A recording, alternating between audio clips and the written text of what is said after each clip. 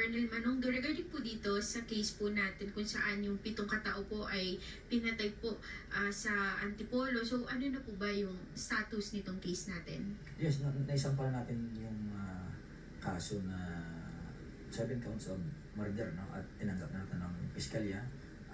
Yung mga examinations naman, yung mga laboratory exams na nirequest natin, lumabas na yung blood test kasi nag-waiver naman siya, willing naman siya na nag-submit ng specimen ng ihi niya at lumalabas negative. So, matanggal na natin yung under the influence of illegal drug siya.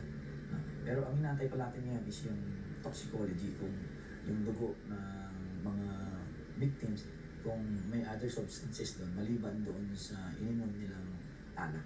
So regarding naman po dun sa autopsy report, Colonel, ano na po yung balita? Yung autopsy po, inaantay pa rin po natin yung official na resulta galing po sa forensic unit o yung crime lab po natin.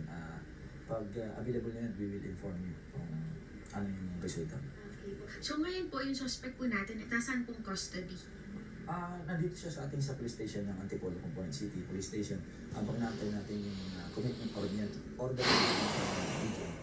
So, nabanggit po ba ng ating suspect, Colonel, kung ano yung dahilan or yung kanyang motibo para patayin itong 7 katao? Actually, ilang beses natin siya na tinanong at hanggang sa harapan ng kanyang lawyer, parehas yung kanyang statement na narinig niya na siya ay pinagplaplanuhan na papatayin. May tama sa utak siguro. Yung sa unang suffocation. According sa kanya is palalabasin daw nila na nabangungot siya. Yun yung narinig niya. At prior to the pwede din naman na ganun yung nangyari, no? Yung mga movements nila, doon nag-trigger yun. According sa kanya. So sa paanong paraan po niya pinatay itong mga biktima?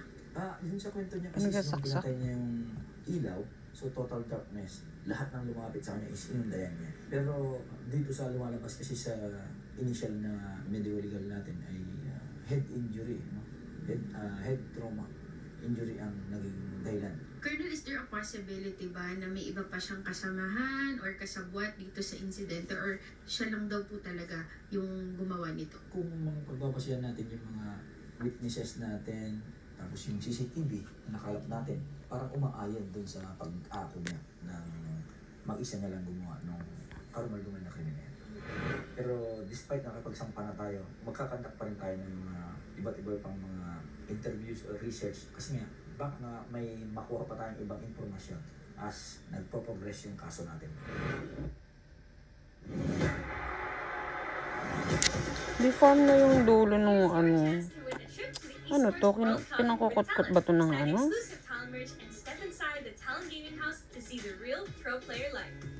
Tingnan.